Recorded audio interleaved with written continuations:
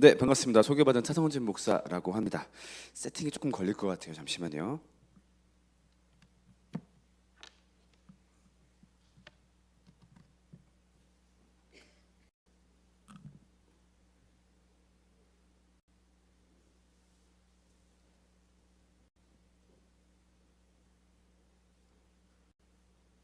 네, 준비가 됐습니다. 첫 화면 한번 앞에 띄워주시겠어요? 네, 반갑습니다. 여러분들 뵙기 위해서 세종에서부터 달려왔습니다. 사실 정확히 약간 좀 과장 붙여서 말을 하자면 여러분들 뵙기 위해서 미국에서 왔어요. 미국에 이제 그저께 도착을 해가지고 그다음에 어제 설교가 경북 김천이었거든요. 그래서 미국에서 한국 찍자마자 김천 갔다가 광양 이렇게 여러분들 만나러 왔습니다. 개인적으로는 이 지역 방문이 좀 처음이에요. 제가 뭐 친척분들이나 아는 분 중에 전라남도에 계신 분들이 거의 없어가지고 제가 작년 말쯤에 여수 왔던 게 처음이었던 것 같아요. 일단 광양 와가지고 설레는 마음으로 아침부터 신나게 매생이 굴국밥 먹고, 네, 또 이따 예배 끝나고 여수에 고등어가 많이 잡혔다길래 우리 첫째가 고등어 회를 좋아하거든요. 네, 신나게 놀다 가려고 합니다. 그 사이에 또 귀한 만남 가졌으니까 함께 설교하려고 하는데 설교의 내용이 소위 말하는 은혜스러운 설교라기보다는 많이 생각하고 고민해야 될 내용의 설교일 거예요. 미리 경고를 드리면서 시작을 한번 해볼게요. 네, 바로 화면 띄워주시겠어요? 네, 제가 엄청 하얗게 나오네요. 좋다. 네.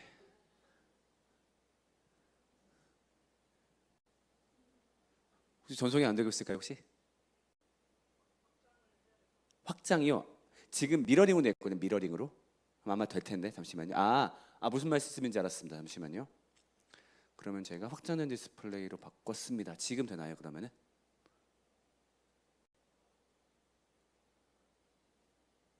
감사합니다. 이렇게 됐습니다. 앞에 한번 읽어볼까요? 시작. 기본. 네. 어떤 학문이든 어떤 취미든 어떤 운동이든 기본을 강조하지 않는 분야는 저는 한 번도 못 봤던 것 같아요. 제가 학부 때 전공이 특이한 것 두 가지를 동시에 했어요. 첫 번째가 철학이었고 두 번째가 실용음악이었어요.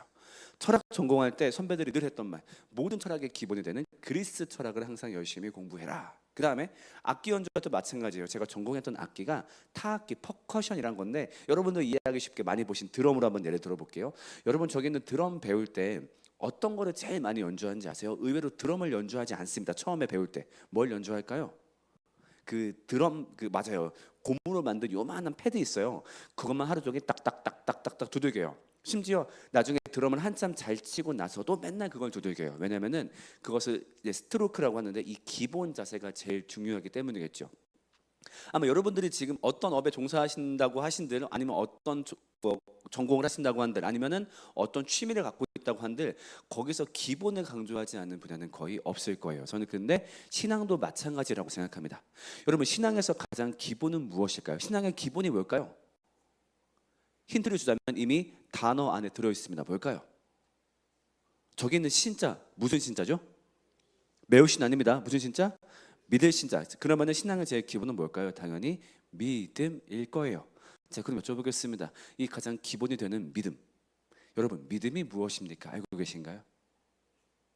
이게 이렇게 딱 물어보면은 알던 개념도 답하기가 어려워요. 그렇죠? 너무 광범위하니까. 그러면요, 이 질문을 조금 더 현실적으로 바꿔 볼게요. 여러분, 하나님 믿으시나요?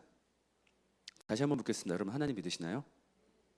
이렇게 물어보시면 보통 한국 성도분들이 착하시다 보니까 저 사람이 아멘을 요구하는구나 이렇게 생각을 하세요. 그런데 전 설교 내내 이 질문 하나만 물을 거예요. 여러분들께서 네 아멘 답하시기보다 함께 이번 시간 통해서 진지하게 고민해 보시면 좋겠거든요. 내가 정말 하나님을 믿고 있을까? 왜냐면요, 아유 목사님 믿음이 뭐 이렇게 복잡합니까? 믿음은 간단하죠. 내가 하나님을 사랑하고 하나님을 믿고 그러면 믿음이겠죠 라고 간단하게 생각해 버릴 때가 많은데 성경 본문을 보면요, 의외로 예수님이 이 믿음에 대해서 굉장히 복잡한 혹은 정확한 지식을 요구하세요. 그리고 잘못된 믿음을 믿음이라고 붙잡았을 때 예수님은 의외로 그것을 인정하지 않으십니다. 오늘 함께 그 내용이 담긴 본문을 볼 건데요, 일단 제목 한번 같이 읽어볼까요? 시작. 오병이어. 혹시 오병이어의 내용을 모르시는 분, 난 오병이어 모른다 하는 분은 거의 없을 거예요. 왜냐하면 일반인들도 이제는 거의 상식처럼 알고 있는 이야기니까요. 간단하게 복습해 볼까요? 저기 있는 오병 무슨 뜻입니까? 5개 맞습니다. 이 어는 두 마리의 물고기. 오케이. 자, 이야기 복습해 볼게요. 예수님이 벳세다라고 하는 사막으로 나가세요. 혼자 있고 싶어서. 근데 어떻게 알고 사람들이 우르르 몰려옵니다. 자, 근데 몇 명이 몰려왔죠? 맞습니다. 5천 명. 누구만 5천 명? 남자 어른만 5천 명이 몰려왔죠. 예수님이 어쨌든 나왔으니까 병을 고쳐주시고 그 다음에 사람들에게 설교하십니다. 사람들이 그 설교가 너무 좋았나 봐요. 하루 종일 앉아 있다가 한참 지나고 나서 드디어 사람들이 뭐를 느끼기 시작해요?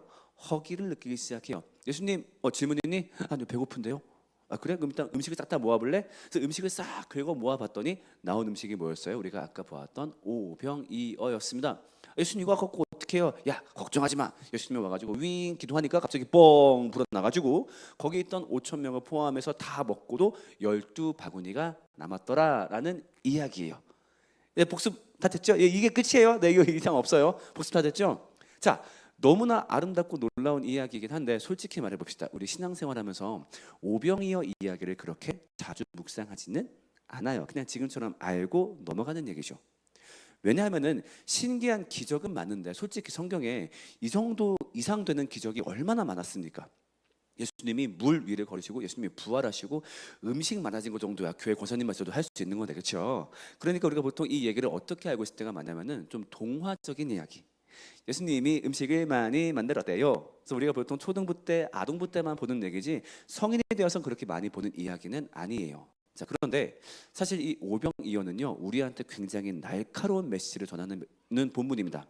첫 번째로 무엇이 믿음인가에 대해서 말하고 있고요.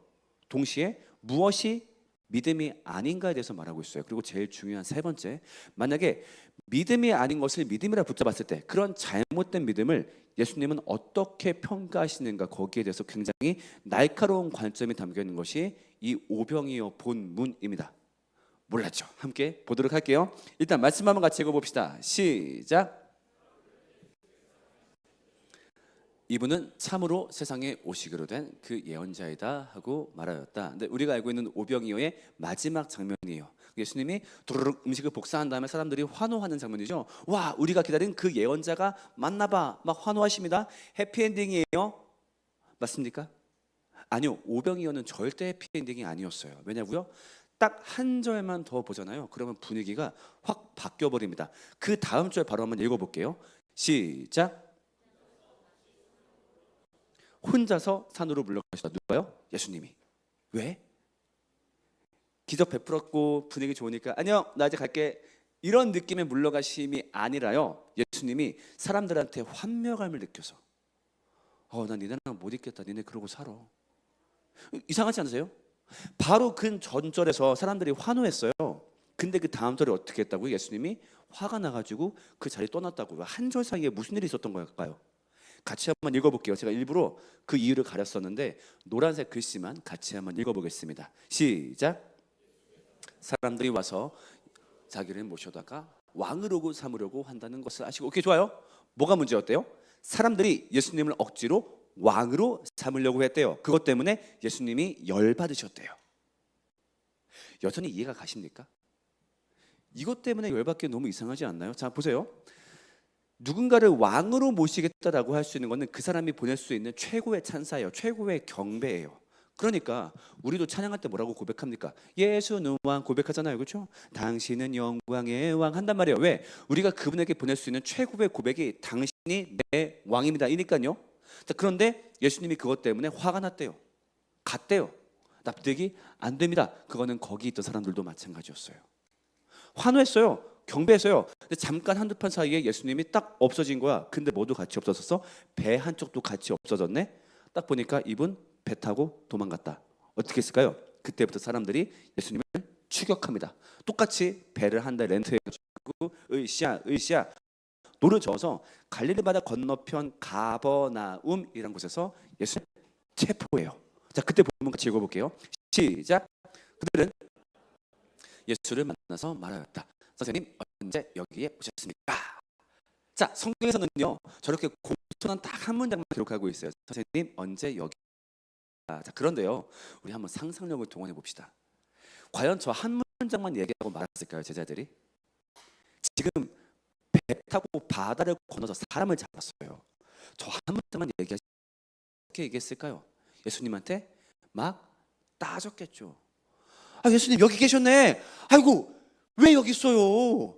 분위기 좋았잖아요. 지금 사람들이요, 당신을 왕으로 모시겠대요. 잘못 들으신 거 아니에요? 야, 제 복수하자니까 묶어다가 너를 쓰자. 이게 아니라 당신을 왕으로 모시겠대요. 그럼 간단해요. 가셔서 한마디만 하시면 돼. 뭐라고? 그래, 내가 너희들의 왕이다. 아니, 그러면 끝나는 건데 왜 가신 겁니까?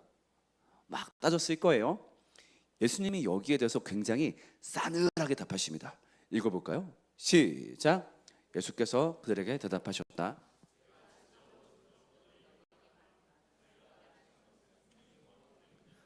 빵을 먹고 배가 불렀기 때문이다. 내가 진정으로 너희에게 말한다. 오늘날 우리 표현으로 바꿔보자면 뭡니까? 야, 내 말 똑바로 들어. 내 말 잘 들어. 내가 왜 갔냐고? 아, 내가 그거부터 물어보자.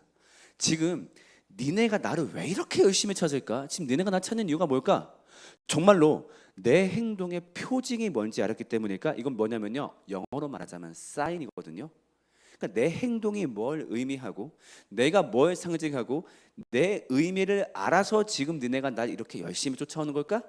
아니잖아. 니네 그냥 빵 먹고 배가 불렀으니까, 나를 따라오면 너희들의 만족이 채워질 것 같으니까 그것 때문에 나 쫓아오는 거 아니야? 근데 내가 왜 니네랑 같이 있어야 돼? 이게 누구의 말이었다고요? 예수님의 말이었다고요. 이걸 한 문장으로 더 줄여보자면 이렇게 말할 수 있을 거예요. 야, 니네 나한테 관심 없잖아. 근데 내가 왜 니네랑 같이 있어야 돼? 이게 벌써 우리가 알고 있는 예수님에 대한 이미지랑 엄청나게 다르지 않나요? 우리의 상식을 되게 깨버리지 않나요? 우리가 알고 있는 예수님의 이미지 어때요? 안아주시고 맞아주시고 환영하시고. 보통 교회 주일학교 벽에 붙어있는 예수님의 이미지 어때요? 팔 다리 짧아가지고 귀엽잖아요. 근데 지금은 그 느낌이 아니에요. 예수님이 뭐라 했다고요? 야, 나한테 관심 없잖아 니네. 아, 나온 거 알겠어. 근데 너네 나한테 관심 있어서 온 거 아니잖아. 근데 내가 왜 니네랑 같이 있어야 돼? 이것만 보더라도 벌써 너무 놀랍니다. 근데요, 한번 생각해 볼게요. 이때 예수님을 따라왔던 그 사람들이요, 정말로 예수님의 말처럼 예수님한테 관심이 없었던 사람들일까요? 아니요, 안 그래요. 그렇게 평가하면 안 돼요. 자, 보세요. 이 사람들은요, 오병이어 때부터 지금 끊이지 않고 예수님을 쫓아온 사람들이에요. 근데 오병이어 사건만 떠올려 봐도 이 사람들 보통 아니에요. 왜 그러냐고요? 자, 지금 현재 이 모든 일이 벌어지고 있는 이스라엘 지방, 오늘날 뭐 뉴스나 아니면 지구를 바라보고 얘기할 때 그 지방을 무슨 지방이라고 얘기하죠? 맞아요. 중동 지방. 중동 지방의 제일 큰 특징이 뭡니까?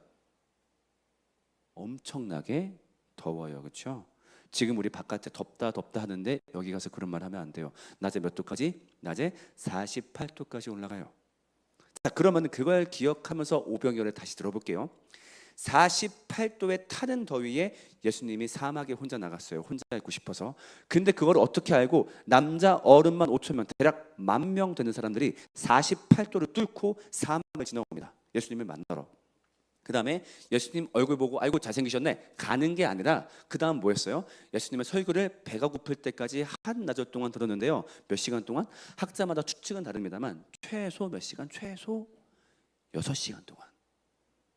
여러분 이거 할 수 있습니까? 여러분 제가 만약에 지금 이 설교를 말이죠, 지금 2시니까 오후 8시에 마친다면 여러분 중에 몇 분이 남아있을까요? 그렇죠? 저도 그렇게 못해요. 우리는 실내에서 에어컨 바람 쐬면서도 그거 못해요. 근데 그들은 47도의 야외 사막에서 10,000명의 채취를 맞고 갈릴리 바다의 습기를 느껴가면서 그 모든 일을 했다는 겁니다. 무슨 말이에요? 엄청난 신앙인들이에요. 엄청나게 예수님을 열심히 따랐던 사람들이에요. 근데 예수님이 야, 니네 나한테 관심 없잖아. 어때요? 열받아요. 읽어볼까요? 시작. 우리가 무엇을 하여야 하나님의 일을 하는 것이 됩니까? 어때요? 말투부터가 살짝 지금 약간 열이 받았죠? 아, 주님, 그럼 제가 뭘 더 해야 하나님 일을 하는 게 됩니까? 우리 만만치 않게 했어요. 관심 없다고? 아니, 그렇게 말씀하시면 안 되지. 오병이어 때부터 당신 좋아서 끝까지 따라온 사람들이에요. 그 사막을 뚫고서. 근데 왜 그렇게 말씀하십니까? 그럼 우리가 뭘 더 해야 하나님의 일을 하는 게 됩니까? 라고 따져 물은 겁니다. 근데 이걸 하지 말았어야 돼요. 왜냐면요, 그 다음 예수님의 답변이 잔인하기 이를 데 없습니다. 읽어볼까요? 시작. 이 말이 왜 잔인할까요? 자, 보세요. 하나님께서 보내신 이가 누구예요? 예수님, 이 말을 하신 분이 누구예요? 예수님, 오케이, 대화를 재구성해 볼게요. 아, 주님, 저희가 뭘 더 해야 됩니까? 예수님이 뭐라고 답하신 거예요? 나 좀 믿어, 얘들아. 야, 제발 나 좀 믿어. 이 말을 뒤집자면 너네 지금 믿고 있어, 안 믿고 있어? 안 믿고 있어. 지금 너네 불신자야. 니들은 나를 믿는다고 생각하지. 근데 아니야. 내가 봤을 때 아니야. 제발 부탁 좀 할게. 지금 니네가 많은 거 한 거 알겠어. 5천 명 모였고 뜨거운 데서 설교 들었고 쫓아왔고, 근데 딱 하나를 안 했어. 그게 뭐냐고? 나를 믿는 거. 너네 불신자야 지금. 여러분, 이게 그 사람들한테 엄청난 충격이지 않았을까요? 이게 동시에 우리한테도 좀 충격적이에요. 보세요. 아까 얘기했던 거, 어떤 사람들은 그렇게 말해요. 아, 믿음은 복잡하지 않아요. 그냥 교회에서 하나님 사랑하고 그런 믿음인 거죠. 자, 근데 보자고요. 우리보다 훨씬 더 엄청난 크기의 믿음을 보인 것 같은 그 사람들이 예수님한테 무슨 평가를 받았어요?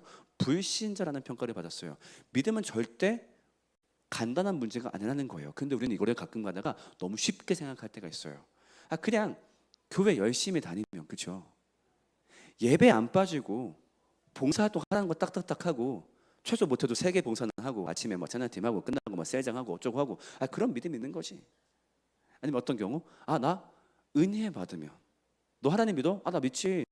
야, 난 예배할 때마다 울어. 나 그때 너무 기쁘단 말이야. 오늘 설교도 은혜로웠어. 나 이렇게 느꼈으면 나 믿는 거 맞지? 나 찬양할 때 울었어. 그리고 어때? 나 하나님을 사랑해. 나 그분 떠올리면 마음이 든든해지고 마음이 기뻐지고, 나 그분 사랑한단 말이야. 혹은 나 하나님 진짜 믿어. 뭘 믿냐고? 난 그분이 날 지켜주심을 믿어. 이러면 우리는 보통 이 정도면 하나님 믿는 거지 라고 생각을 해요. 자, 근데 보자고요. 오병이어때 모인 사람들이 저런 고백이 없었을까요? 열심이 없었을까요? 은혜가 없었을까요? 그 사람들 예수님이 만들어주신 그 기적 먹으면서 감격해서 경배하고 예배했어요. 여기 있는 것들 모두 다 했다고요. 그런데 무슨 평가 들었다고요? 너 나 믿는 거 아니야. 그래서 우리가 되게 잘 생각해 봐야 돼요. 우리 정말 하나님을 믿고 있나요? 그리고 그 믿음은 내가 생각하기에 올바른 믿음이 아니라 하나님이 생각하기에 올바른 믿음인가요? 생각해 보자고요. 하나님 안 믿어도요, 교회 다니는 거 별 지장 없어요. 교회 열심히 할 수 있어요. 그 다음에 어떤 사람은 하나님을 그냥 수호신처럼 믿어요. 다른 종교에도 있는 신처럼. 예를 들면 우리 할머님들 아침마다 절 올라가시는 것과 비슷한 마음으로. 그분들 중에 되게 은혜로우신 분들 많아요. 아침마다 열심히 무릎도 안 좋으신데 산 올라가셔가지고 108배 하시죠. 왜? 이분이 날 지켜줄 걸 믿으니까. 그래서 떠올리면 어때요? 고맙고 사랑해요. 할머니들 중에 우리 미륵 붙여 떠올리시면서 우는 분들 많이 계세요. 왜? 내 삶을 지켜주고 내 기도를 들어주는 단 한 분이니까. 어떤 분은 그것과 별다르지 않게 하나님을 믿어요. 그러니까 난 하나님을 믿고 있겠지? 최소한 예수님은 거기에 동의하지 않으신다는 거예요. 자, 그럼요, 올바른 믿음은 뭘까요? 그걸 반드시 질문해봐야 되겠죠? 같이 읽어볼게요. 시작. 우리에게 무슨 표징을 행하셔서 우리로 하여금 보고 당신을 믿게 하시겠습니까? 당신이 하시는 일이 무엇입니까? 제자들이 싸늘해진 거예요. 주님 뭐 하시는 분이세요? 그렇죠? 마지막 절 읽어보세요. 그 느낌이에요. 당신이 하시는 일이 무엇입니까? 주님 뭐 하시는 분이세요? 어찌 보면 이 질문이 우습고 되게 한심한지 모르겠지만 제 생각에는 굉장히 위대한 질문이었다고 생각을 해요. 나 주님 측근이야. 예수님 곁에 내가 얼마나 따라다녔는데 그거 갖고 자기의 자존심을 내세우는 게 아니라 예수님이 너 불신자야 라고 했을 때 내가 주님을 몰랐나 보네요. 그 모든 자존심을 내려놓고 겸손하게 물어보는 거. 저는요, 여기 계신 모든 분들이 이 질문을 함께 겸손하게 물으면 좋겠어요. 따라해 볼까요? 주님, 더 크게. 주님, 어떤 분이십니까? 붙여서 시작. 전 여러분들이 그 질문을 던지면 좋겠어요. 내가 예수님을 모를 수도 있다. 무슨 말입니까? 나 교회 40년 다녔어. 나 교회에서 성가 대상이요. 나 반주만 20년 했어요. 내가 어떻게 주님을 모릅니까? 아니요. 우리는 그럴 수도 있음을 고백해야 돼요. 그 겸손한 고백이 있지 않으면 예수님이 어떤 분인지 절대 알지 못해요. 자, 그렇게 물었습니다. 예수님이 뭐라고 답하셨을까요? 예수님이 길게 자신이 누군지 답하셨는데 그 답변을 딱 한 줄로 요약할 수 있어요. 같이 한번 읽어볼게요. 시작. 이게 예수님이시래요. 어때요? 근데 내가 생명의 빵이다 이거 들으면은 감동이 딱 오세요? 최소한 저는 아니에요. 저는 빵 자주 안 먹거든요. 한국 상황에 맞춰야 되겠죠. 정확한 표현은 이겁니다. 읽어볼까요? 시작. 내가 생명의 밥이다. 네, 예수님은 정확하게 이 말씀하신 거예요. 여러분, 우리 한국인들 만났을 때 뭐라고 인사합니까? 밥 먹었어? 맞아요. 거기서 말하는 밥은 뭔 뜻이에요? 쌀밥 먹었냐 그 뜻이에요? 아니죠. 너 생명의 양식을 잘 공급받고 있어, 그걸 거예요. 그러니까 네가 라면을 먹든 뭐 초콜릿을 먹든 아이스크림을 먹든 지금 네 생명이 잘 유지되고 있어. 왜? 그 밥은 생명을 유지할 수 있는 생명의 원천이니까. 예수님이 그 말씀하신 거예요. 얘들아, 내가 생명의 원천이야. 니네 나 먹어야 돼. 왜냐고? 니네 지금 죽어 있어. 니네 이거 모르고 있지? 니네 팔 다리 붙어 있고 말하고 생각하고 하니까 살아있는 것 같지? 아니야. 니네 완벽하게 죽어 있어. 왜냐고? 니네 이거 없잖아. 이거 뭐? 영생. 너네 어차피 죽잖아. 뭔 소용이니? 내가 빵 줬어, 물고기 줬어, 고맙니? 너 어차피 근데 그거 먹고 안 죽니? 물어보자. 나한테 만족을 바라네? 오케이. 내가 뭐를 줄까? 집을 줄까? 차를 줄까? 근데 어차피 그 다음에 니네 안 죽어? 의미가 없어. 그 말은 뭐야? 니네가 지금 죽어 있다는 거야. 그리고 너네한테 뭐가 필요해? 영생이 필요한데 내가 그 생명의 밥이야. 나를 먹어야 니네가 살아. 읽어볼까요? 다 같이 시작. 너희에게 말한다. 너희가 인자의 살을 먹지 아니하고 또 인자의 피를 마시지 아니하면 너희 속에는 생명이 없다. 얘들아, 이거 믿어야 돼. 니네가 지금 이거 안 믿고 그 모든 행동했던 거야. 그러면 그것은 믿음이 아니야. 니네 이거 믿어야 돼. 이거 한 문장으로 줄여봅시다. 읽어볼게요. 시작. 예수님이 나에게 영생을 주셨다. 이거 한 단어로 줄일 수 있네요. 뭘까요? 우리 모두 아는 단어예요. 뭘까요? 좋습니다. 따라해볼까요? 구원. 한 번 더. 구원. 답이 나왔네요. 올바른 믿음은 뭘 믿는 믿음이라고요? 여기 있는 구원을 믿는 믿음이라고요. 어때요? 시원하십니까? 몰랐던 거 아셨나요? 아닐걸요? 아니, 아까부터 설교 시작하면서부터 뭐 믿음이 복잡하다느니, 그 다음에 뭐 우리가 불신자일 수 있다느니, 도대체 좀 믿음이 뭘까 내가 몰랐나 봐. 딱 들었는데 뭐가 믿음이래? 구원이 믿음이래. 이거 모르는 사람 누가 있습니까? 그렇죠? 여러분, 여쭤볼게요. 여러분 중에 구원 안 믿는 분 계세요? 없을걸요? 교회에서 그냥 왔다 갔다 하는 저기 그냥 대충 이렇게 집사 그렇게 받으신 분 한 분쯤 계시잖아요, 그렇죠? 그런 분들 붙잡아 놓고 물어보자고요. 집사님, 솔직히 교회 왜 나오셔요? 아이고, 마누라 갔으니까 나오는 거죠 뭐. 아니, 그러면은 구원 안 믿으세요? 아니, 뭐 구원은 믿죠. 다 그렇게 말씀하실걸요? 여기부터가 조금 더 복잡해져요. 그래서 한번 제가 진짜로 물어볼게요. 여러분, 정말로 구원을 믿고 계신가요? 아니면 구원을 믿는 게 아니라 그냥 구원을 알고 계신 건 아닌가요? 여러분이 두 가지, 아는 것과 믿는 것 사이에는 엄청난 간극이 있습니다. 우리는 구원을 잘 알고 있어요. 왜냐하면 교회에서 자주 언급하니까요. 어렸을 때부터 설교 통해서, 율동 통해서, 그 다음에 성인이 되어서도 구원은 항상 얘기하다 보니까 구원을 대강 알고 있어요. 예수님이 내 죄 위에 죽었다. 근데 그 사실을 정말로 믿고 계십니까? 이 두 가지는 다르거든요. 여러분, 자, 이 그림 뭐예요? 단군신화. 여러분, 단군신화 알고 계십니까? 알고 있어요. 단군신화 믿고 계십니까? 겨울에 살찔 때마다 나 어쩔 수 없어, 난 곰의 후손이야, 이러진 않단 말이에요. 우리 안 믿어요. 이건 뭡니까? 그리스 로마 신화 알고 계시죠? 믿고 있습니까? 데우스 헤라 믿고 있습니까? 안 믿어요. 그래, 어쩌면 구원도 비슷하진 않으십니까? 구원이라는 사건을 알고 있어요. 근데 그걸 진짜로 믿지는 않아. 아니, 나 떠올려보니까 내가 구원에 나는 감사를 느끼는데. 근데 그 경우도 어떤 경우에는 약간 뭐랑 비슷할 때가 많냐면요, 역사 인물에 대한 감사랑 비슷할 때가 많아요. 여러분께 여쭤볼게요. 이순신 장군께 감사하십니까? 혹시 여기 좀 친일파가 많으신가요? 그 명량 영화 볼 때마다 분노가 그런 거 아니시죠? 감사할 거예요. 참, 저 아까 그 이순신 대교 건너갔다 왔어요. 길을 잘못 들어가지고 하다가 갑자기 어서 오십시오 여수 이렇게 되면 안 되는데 그래서 그 중간에 무슨 섬이죠? 모도인가? 묘도. 네, 묘도까지 갔다가 한 바퀴 돌아서 나왔어요. 네, 무섭더라고요. 아무튼 근데 우리가 이순신 장군 떠올렸을 때 감사를 느껴요. 근데 그 감사가 나한테 진짜 느껴지는 감사라기보다는 난 잘 모르겠는데 역사책을 보아하니까 어이구, 이분 되게 수고하셨거든. 그러니까 마땅히 감사해야지 하는 의무가 올라와요. 그렇죠? 근데 그랬다가 어떤 때는 이순신 장군에 대한 감사가 마음에 솟을 때가 있어요. 그때는 언제야? 영화 같은 거 봤을 때, 아까 얘기했던 명량 같은 거 봤을 때 장군님이 자 나같이 뭐 나를 따르라 와 나가는데 저기서 그 이빨 톡 튀어나온 외놈이 이러고 있다가 이제 팡 장군님이 뭐 내 죽음을 하지 마라 눈물 나고 그래요. 근데 그것이 지속적인 감사는 아니죠. 왜? 영화가 끝나면 똑 사라지니까. 그거는 진짜로 이순신 장군에 대한 감사라기보다 미디어에 대한 자극이라고 보는 게 조금 더 맞을 거예요. 근데 어떤 경우 구원에 대한 감사가 딱 이러신 경우가 있어요. 구원을 떠올렸을 때 와 진짜 감사해라기보다도 아이고 성경 보니까 이거 뭐 찢기시고 뭐 했던 마땅히 감사해야지 어떤 의무감이 올라오는 거죠. 그랬다가 그 의무적인 감사가 1년에 한 번씩 폭발할 때가 있어요. 무슨 주간 때? 고난 주간 때. 교회에서 다 같이 영상 볼 때. 무슨 영상? 똑같죠? 패션 오브 크라이스트. 전국 어디 가도 바뀌지가 않은 것 같아요. 그럼 영상 나온단 말이에요.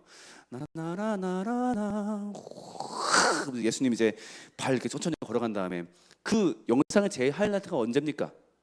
예수님이 이제 그 십자가에 거기 나무 판 위에다가 예수님 팔이 떨어지고 이제 로마 병사가 딱 들어가서 그때부터 영화가 어떻게 돼? 슬로우로 돼. 슬로우로. 이야!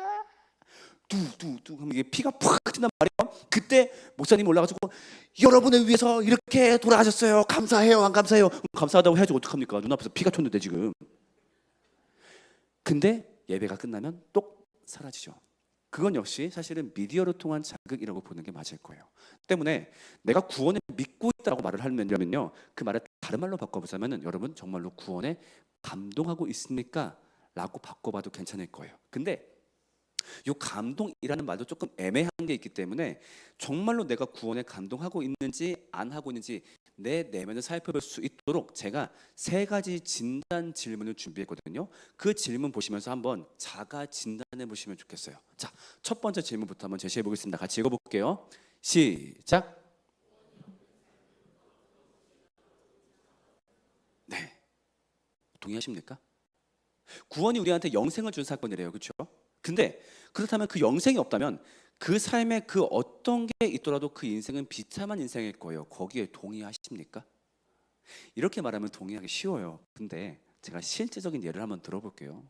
우리 사회생활하면서 친구 만나면서 혹은 친구 자녀들 보면서 어떤 경우에는 교회고 예수님이고 쥐뿔 모르는데 되게 부러운 인생을 볼 때가 있습니까? 없습니까? 있죠. 때로는 그 인생이 내 인생보다 더 나아 보여요. 혹은 저 인생도 꽤 행복할 것 같아요. 그때 우리는 혼란을 느끼는 거죠.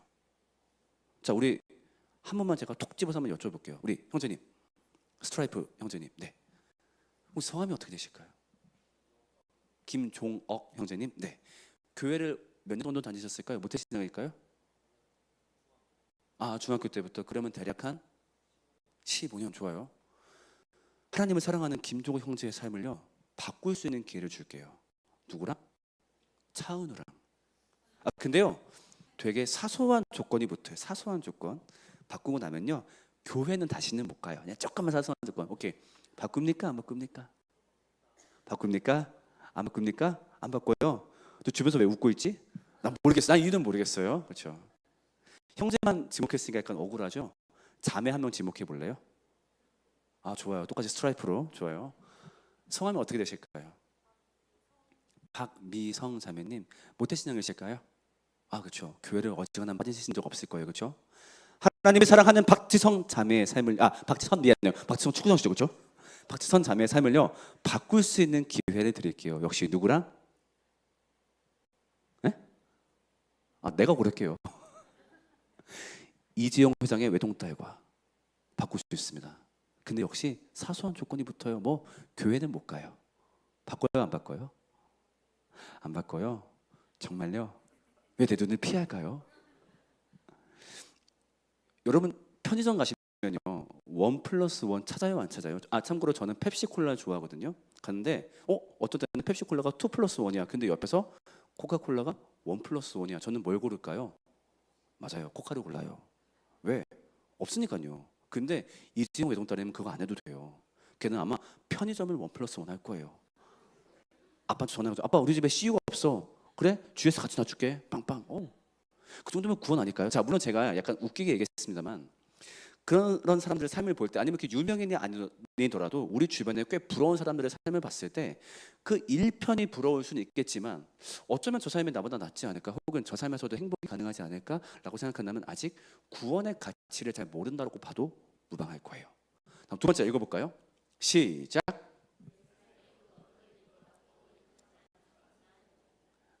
우리의 과거를 한번 떠올려 볼게요. 과거에 하나님께 감사한 일들 많이 있었을 거예요. 예를 들면 뭐가 있었을까요? 우리 가족 지켜주셔서 감사합니다. 건강해서 감사합니다. 어디 학교 붙게 해주셔서 감사합니다. 많이 있을 거예요. 자, 근데 진심으로 그 모든 걸 떠올려 보더라도 주님, 근데 그 모든 것들이 구원만큼 감사하지는 않은 것 같아요 라고 진심으로 고백할 수 있나요?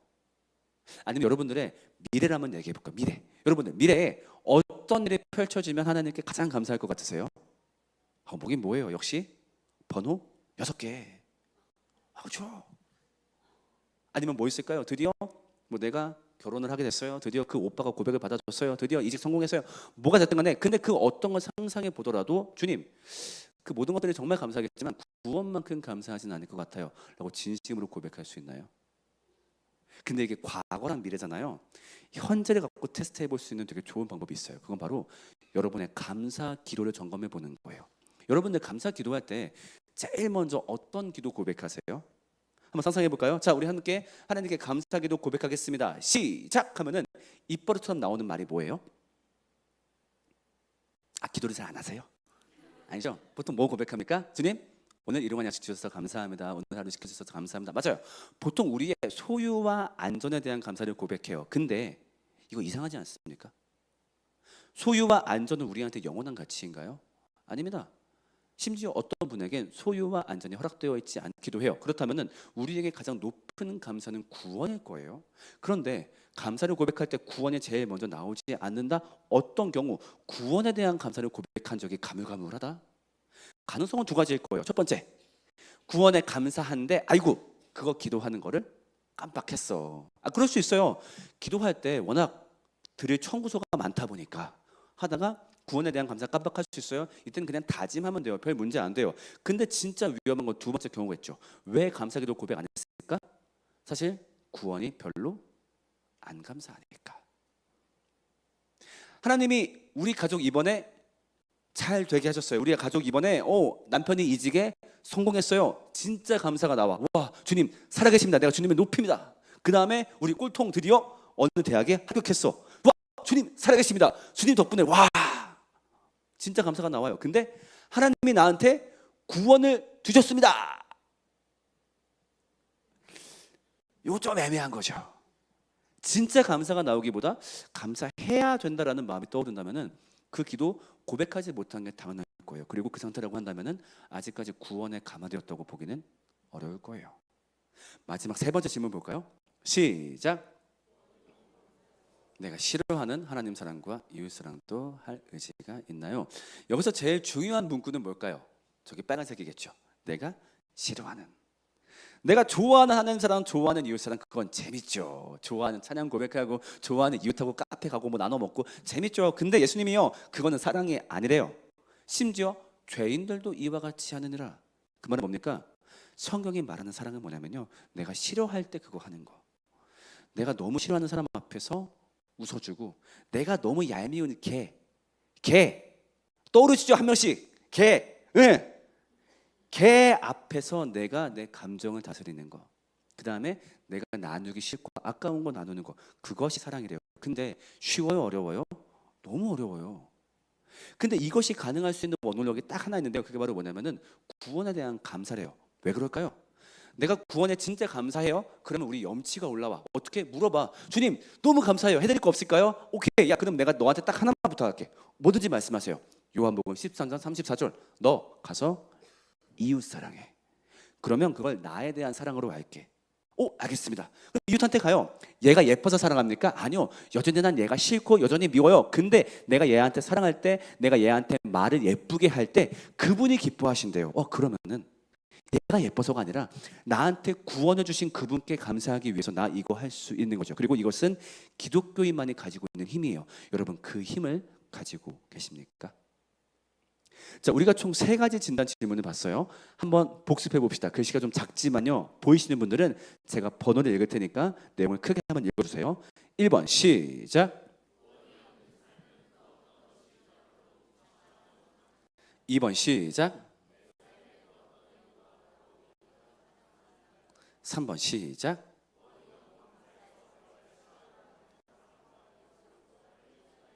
네, 이것이 예수님이 여러분께 묻는 세 가지입니다. 내가 누군지 알고 있느냐? 나는 남편의 이직을 도와주던 존재, 아니면 집에서 건강하게 살게 해준 존재, 큰 집으로 이사를 하게 해준 존재일 수 있겠지만 예수님의 가장 본질은 우리에게 구원을 베푸신 분이거든요. 예수님이 우리에게 물으시는 거죠. 그 구원을 너희가 알고 있느냐? 그 구원에 진짜 감사를 느끼고 있느냐?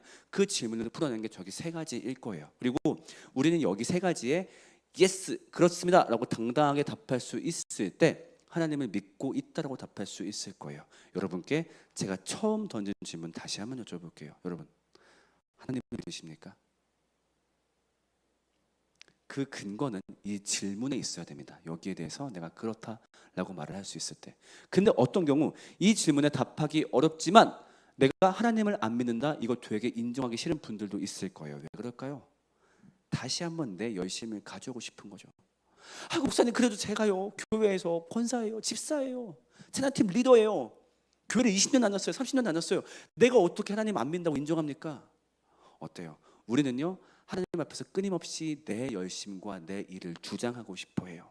그런데 그것이 본질이 아니라 저 본질적인 질문에 내가 응답하지 못하면요 내가 겸손하게 무릎을 꿇어야 될 시간이에요. 어쩌면 내가 주님을 잘 모르고 있나 봐요. 그래서 그 모든 신앙생활이 가짜였다 이렇게 치부하려고 하는 게 아니라 최소한 내가 믿음을 가진 사람인지 아니면 믿음을 갖기 위해 나아가야 될 사람인지 그거는 구분하자는 거예요. 그래서 만약에 내가 아직 구원에 감화되지 않은 것 같다라는 솔직한 고백이 나왔다면 우리 이제부터 뭐 해야 될까요? 이제부터 믿음을 향해 달려 나아가야 되겠죠. 방법은 뭘까요? 두 가지가 있어요. 한번 첫 번째 읽어볼까요? 시작. 네, 우선 이게 필요해요. 여러분 중에 구원에 감화되시지 못한 경우 대부분 원인이 뭘까요? 대부분 잘 몰라서 그래요. 왜 그럴까요? 우리가 구원을 알고 있다고 얘기했어요. 근데 구원을 알고 있을 때 딱 한 문장 정도 알고 있을 때가 많아요. 예수님이 내 죄를 위해 죽으셨다. 근데요 그 한 문장이면 여러분 모든 게 납득이 되십니까? 제가 여쭤볼게요. 여러분들 왜 죄인이에요? 여러분들 선한 행동할 때 있지 않아요? 선한 마음 올라올 때 있지 않아요? 사람이 누군가를 돕고 싶을 때가 있어요. 근데 그걸 왜 다 죄인이라 그래요? 아, 원죄 때문에. 원죄는 누구 때문이에요?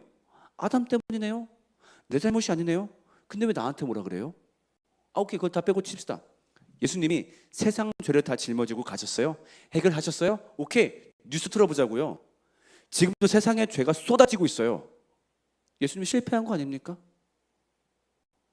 라는 질문에 대해서 여러분 응답할 수 있으신가요? 어쩌면요 여러분들이 구원에 감화되지 못한 이유는요 여기에 대해서 답하지 못하기 때문일 수도 있어요. 그러니까 내가 이거를 감화되기에 나에게 뭐가 정보가 부족한 거죠. 때문에 굉장히 중요한 게 뭡니까? 복음에 대해서 지식을 얻어야 돼요. 이건 제 주장이 아닙니다. 말씀 같이 읽어볼게요. 시작. 그러므로 믿음은 들음에서 나며. 네, 그래서 제일 먼저 해야 될 게 뭐냐면요 구원에 대해서 질문을 던져야 돼요. 구원이 뭡니까? 이게 나한테 왜 감사합니까? 구원 없어도 사는 거 별 문제 없던데 이걸 내가 왜 배워야 됩니까? 부활이 왜 필요했습니까? 예수님이 우리 죄를 위해 죽었다면은 부활하면 그거 없어지는 거 아니에요? 굳이 부활할 필요는 없지 않았습니까? 이게 나한테 왜 필요한 거예요? 이 질문을 던질 기회를 교회에서 반드시 가지셔야 됩니다. 공동체와 목사님과 함께 이 질문에 대해서 탐구하고 물어보고 배워야 돼요. 이것이 반드시 첫 번째고요. 그다음 두 번째 한번 읽어보겠습니다. 두 번째 시작. 네, 성령님의 도우심이 필요해요. 복음에 대한 지식을 얻기 위해 공부합니다. 성령님의 도우심을 얻기 위해 우리는 뭐 해야 될까요? 기도해야 돼요. 같이 말씀 읽어볼게요. 시작. 또 성령으로 아니하고는 누구든지 예수를 주시라 할 수 없느니라. 성령을 구하는 기도는 뭘까요? 산에 올라가서 으아 불 받을 때까지? 아니요, 그건 중원부원하는 기도죠. 간단합니다. 우리 공부할 때 같이 기도하면 돼요. 성령님 저희를 도우셔서 지금 배우는 이 복음의 내용이 저의 믿음이 되게 도와주세요. 이 두 가지를 반복하면요, 예수님이 우리에게 믿음을 주시겠다고, 성령을 통해 믿음을 주시겠다고 보증하셨어요. 말씀 읽어볼게요. 시작. 하늘에 계신 아버지께서야 구하는 사람에게 성령을 주시지 않겠느냐. 근데 이것이 바로 우리가 믿음이 없다고 할 때 우리가 달려가야 될 방법, 달려가야 될 방향성입니다. 그렇게 하시면 좋겠어요. 자, 여기까지가 제가 준비한 말씀이고요. 마무리로 조금은 비판적인 얘기 좀 해볼게요. 사실은 제가 이 이야기를 어디 가서도 합니다. 이번에 미국에서 똑같이 설교했었고 어디 가서도 똑같이 이 얘기를 하고 다니고 있어요. 그런데 솔직히 말을 해볼게요. 이 두 가지의 문제에 대해서 정확하게 집중하고 있는 교회를 찾기가 참 힘들어요. 특히 청년부 같은 경우는 더 찾기가 힘듭니다. 왜 그럴까요? 뭐 때문인 것 같으세요? 재미없어요. 재미없어요. 이것보다 뭐 하는 게 더 재밌어요? 찬양하는 게 더 재밌어요. 합주하는 게 더 재밌어요. 어쨌든 음악 깔아주면 신나거든요. 둥둥둥둥 와. 이 음악이 참 무서운 게 뭔지 아세요? 음악이 원래는 좋은 도구예요. 내 안에 하나님에 대한 구원의 감사가 있을 때 적절한 음악이 함께하면 그 감각을 더 잘 고백할 수 있어요. 근데 무서운 건 뭐냐면요, 어떤 경우에는 없는 감각을 만들어버려요. 없는 기쁨을 만들어버려요. 그런 힘이 음악한테는 있어요. 저기 드럼 보시면요, 저 밑에 둥근 친구 있어요. 저 친구를 이제 킥드럼이라고 하거든요. 쟤를 4번만 밟아도요, 사람은 흥분합니다. 둥둥둥둥. 사람 안에 벌써 어떤 흥분이 올라와요. 여기다가 베이스 깔아볼까요? 둠둠두루두루두두두두두두두두두두두 착착착착. 기뻐요. 기쁨이 올라와요. 그 다음 가사가 뭐예요? 주 날 구원했으니 어찌 잠잠하리. 아, 그럼 넌 이 찬양을 고백하니까 지금 네 안에 잠잠하기 어려울 정도로 구원에 대한 감사가 있나 보구나. 아니요. 왜 했어? 신나가지고요. 뭐 오직 둥둥둥 예수 둥둥둥. 아, 그럼 너는 예수의 구원 말고 이 땅에 희망이 없다고 보는구나. 아니요. 왜 했어? 재밌어가지고요. 둥둥둥. 지금 수많은 청년 공동체가 그렇게 흘러가고 있어요. 그 다음 뭐 합니까? 요새 릴스 찍죠. 챌린지 나오면 다 따라 찍고. 그걸 비하하고서 하는 건 아니에요. 그것도 분명히 어찌 보면 청년부가 공동체를 유지하는 방법 중에 하나일 거예요. 근데 문제는 구원에 대한 감동과 믿음이 없이 그런 일을 할 때가 참 많다는 거예요. 정말로 네가 예배할 정도로, 찬양할 정도로. 찬양은 뭡니까? 찬양은 외치다란 뜻이에요. 그러면은 우리가 맛있는 음식을 먹었을 때 맛있다 하고 외치듯이 구원에 대한 감격을 느꼈을 때 우와 너무 좋습니다, 당신 최고예요, 이게 바로 찬양이란 말이죠. 그러면 그 구원에 대한 감격이 있는가 없는가, 이것조차 확인하지 않은 채 악기를 잡아요. 이것조차 확인하지 않은 채 교회에서 일어나서 박수를 칩니다. 왜요? 굳이 그런 거 안 물어봐도 교회는 잘 돌아가거든요. 교회라는 겉모습은요, 이것을 하지 않았을 때 어쩌면 더 잘 돌아가는 것 같아요. 따질 필요가 뭐 있습니까? 너무너무 화려한데. 악기팀만 잘 갖춰져 있으면 찬양 잘 되고 있는데 그거 카메라로 잘 담아서 유튜브에 업로드하면 그럴듯합니다. 썸네일 뭐라고 박아요? 성령의 임재 현장. 모든 문제 덮을 수 있어요. 굳이 이거 하지 않아도 돼요. 그렇다 보니까 오병이어의 비극이 날마다 반복되고 있어요. 예배의 홍수입니다. 정말로 많은 곳에서 예배를 한다고 얘기하고 유튜브에서 워십만 검색해도 무슨 워십 모든 지방에 다 있는 것 같아요. 주님 기쁘시죠? 우리 당신을 경배하고 있어요. 300명 나왔어요. 우리 3달간 합주했어요. 기쁘시죠? 예수님이 묻는 건 하나예요. 오케이, 알겠어. 근데 니네 내가 누군지 아니? 그거 좀 물어보자. 예배합니다, 찬양합니다. 기쁘시죠? 아니, 내가 물어볼게. 나를 왜 예배하니? 저번에 아버지가 회사 잘리칠 뻔했었는데 다행히 붙어가지고 그 다음에 이번에 이직도 성공했어요. 주님을 예배합니다. 주님, 제 앞길 예배하고 계시죠? 저는요, 주님이 저를 사랑하시는 걸 알고 있고요. 저를 앞길 예배하시고 그 다음에 저한테 직장 찾는 것도 도와주실 거고 무엇보다 예배하신 짝 다 마련하신 거 맞죠? 주님을 찬양합니다. 그래, 그것 때문에 나를 고마워할 수는 있어, 단편적으로. 근데 내 본질은 그거 아니야. 나는 너에게 구원을 베풀어준 존재이고 네가 그것을 알길 바래. 그 표징을 알길 바라. 그럼 내가 물어볼게. 넌 정말로 구원에 감격하고 있니? 그 구원의 감격 때문에 지금 그 찬양을 고백하고 있니? 아니면 아직 구원의 감격을 모르겠다면 이제부터라도 그것을 알기 위해서 나아가고 있니? 여기에 그렇다고 응답하지 못한다면요, 우리의 예배는 오히려 그분을 분노케 할 수 있습니다. 우리는 오병이어 사건을 통해서 똑똑히 봤어요. 우리보다 훨씬 더 열심히 예수님을 믿고 따라온 자들한테 예수님은 불신자라고 했어요. 왜? 그들이 구원을 몰랐기 때문에. 우리도 마찬가지입니다. 우리 열심히 했으니까 매주 안 빠지고 하니까 화려하게 하니까 하나님 기뻐하시겠지, 좋아하시겠지? 아니요. 물으신다고요. 내가 누구냐? 너는 구원에 감화되었느냐? 때문에 여러분들이 전요 예배 공동체가 되면 좋겠습니다. 예배자, 하나님이 찾는 그 한 명의 예배자는 어떤 예배자일까요? 제일 크게 노래하는 사람, 모든 예배에 안 빠지는 사람, 오케이, 뭐 그것도 포함될 수 있겠지만 주님이 누군지 아는 사람, 주님이 하신 일이 무엇인지 알고 그것을 알기 위해 혹은 그것을 알아서 그 사실을 기뻐하는 사람. 하나님은 지금도 그 한 사람의 예배자 찾고 계십니다. 오병이었을 때 그 수많은 사람들 중에 그 한 사람이 없었어요. 오늘도 마찬가지입니다. 우리가 무엇을 한다 하더라도 그 한 사람이 이 교회 가운데 존재하지 않는다면 우리의 예배는 오히려 예수님께는 조롱이 될 수 있다는 거예요. 때문에 그 한 사람이 있으면 좋겠습니다.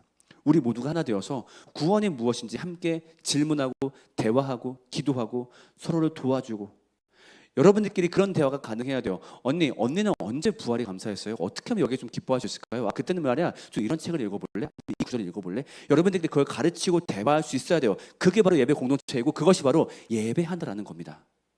그걸 제끼고 음악으로, 미디어로, 영상으로, 리스트로 덮어버리는 게 아니라. 때문에 예배 공동체가 되기 위해 이 지루하고 재미없고 의미 없어 보이는 과정을 묵묵히 걸어가 주시면 좋겠어요. 함께 대화하고 함께 공부하고 함께 질문하고 기도하는 것은, 그것이 하나님이 찾는 한 사람의 예배자가 되기 위한 방법입니다.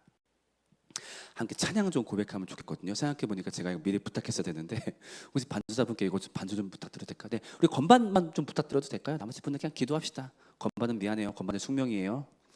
네, 제가 어렸을 때 건반 연주했어가지고 저 아픔을 알고 있죠. 우리 앞에 이 가사를 같이 한번 읽어볼까요? 시작. 주를 위한 이곳에 예배하는 자들 중에 그가 찾는 이 없어 주님께서 슬퍼하시네. 이 가사 보니까 어떤 상황을 노래한 것이 딱 나오죠. 어떤 상황? 오병이요. 예. 하나님을 예배하겠다고 5천명 넘게 모였어요. 기쁘시죠? 아니요. 주님이 슬퍼하신대요. 나를 모르는 거야. 내 생일을 축하하겠다고 친구 200명이 모여서 내 생일 파티를 준비했어요. 근데 그 날짜가 내 생일이 아니야. 그 파티는 나를 갖고 장난치는 거죠. 슬퍼하신다는 거예요. 그래서 함께 다짐하자는 겁니다. 주님이 찾으시는 그 한 사람의 예배자가 바로 제가 되겠습니다. 모두가 주님을 아는 것을 등한시 여길 때, 구원에 대한 감격을 찾는 것을 재미없고 별것 아닌 걸로 여기고 기쁘면 됐지 울었으면 됐지 그런 감정에 빠져 있을 때, 저는요 그 한 사람이 되어서 주님을 아는 그 사람이 되겠습니다. 제가 그 한 사람이 되겠습니다. 고백해 볼까요?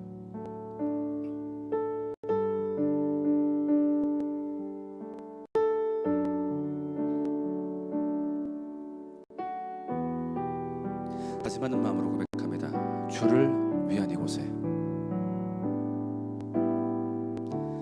주를 위한 이곳에 예배하는 자들 중에 그가 찾는 이 없어 주님께서 슬퍼하시네.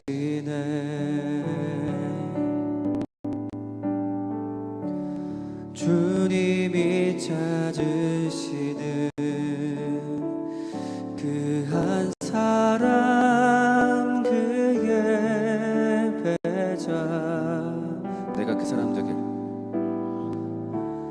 내가 그 사람 되길 간절히 주께 예배하네. 주 은혜로, 주 은혜로 이곳에 서 있네. 주 임재에 엎드려 절하네. 그 어느 것도 난 필요 없네. 주님만 경배해. 주 은혜로 이곳에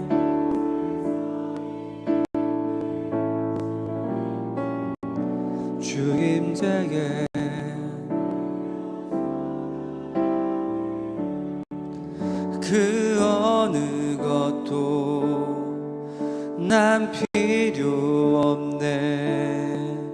주님만 경배해. 마지막에 그렇게 고백했어요. 그 어느 것도 난 필요 없네. 진심이십니까? 정말 필요 없으세요? 구원에 감화되면 저게 어느 정도 가능하더라고요.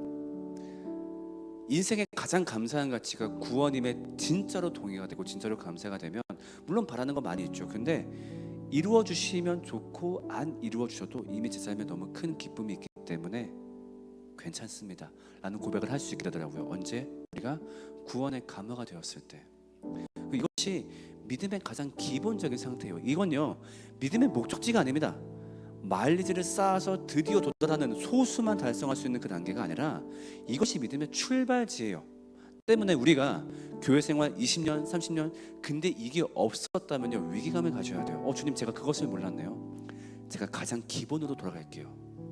그래서 이 구원의 감격된 상태, 그래서 그 감격을 이기지 못해서 그때부터 교회 생활을 시작하는 거죠. 그 감격이 너무 커서 예배하게 되고 찬양하게 되고 봉사하게 되고 그 사랑을 나누기 위해 헌금하게 되고. 근데 내가 그걸 몰랐다고 한다면요, 겸허한 마음으로 다시 한번 고백하면 좋겠어요. 다짐하는 마음으로, 주님, 제가 몰랐네요. 제 그동안 신앙생활을 회개합니다. 그 한 사람이 되겠습니다. 주님을 더 알기 위해 나아가겠습니다. 처음부터 한번 더 고백해 봅시다. 주를 위한 이곳에, 주를 위한 이곳에 예배하는 자 중에 그가 찾느니, 그가 찾느니 없어. 주님께서 슬퍼하시네. 주님이 찾으시는 그 한 사람, 다짐하는 마음으로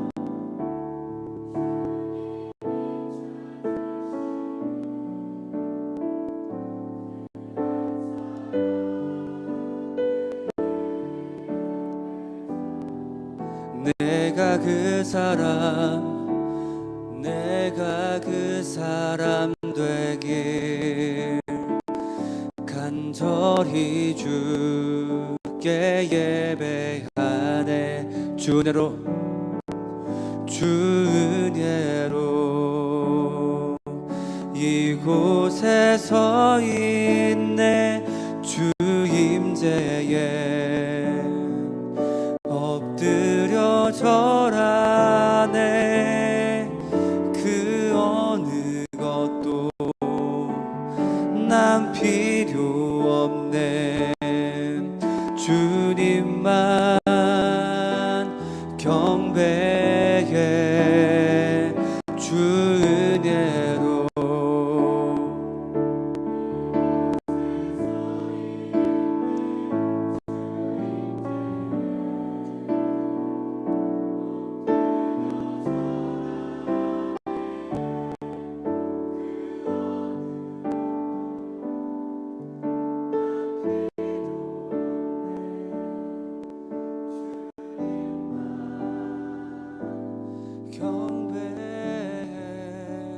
우리가 기도하겠습니다. 기도할 때 두 가지의 제목을 한 번에 기도할게요. 첫 번째로 회개하는 기도 고백하면 좋겠습니다. 여러분 중에서 그동안 구원의 가치에 집중하지 않고 내가 기뻤으면 됐지, 열심히 했으면 됐지, 나만의 믿음에 집중했다라고 한다면 그 부분 회개하는 기도하면 좋겠고요. 동시에 다짐하는 기도합시다. 하나님, 이제부터 내가 구원의 본질을 찾기 위해 공부하고 기도하겠습니다. 우리 공동체가 하나 되어서 이것을 향해 나아가겠습니다. 다짐하는 기도하시고, 여러분 가운데 이미 구원의 감격이 있으신 분들은 그것을 허락해 주신 은혜의 하나님께 감사하는 기도 고백하도록 하겠습니다. 지금부터 함께 기도합니다.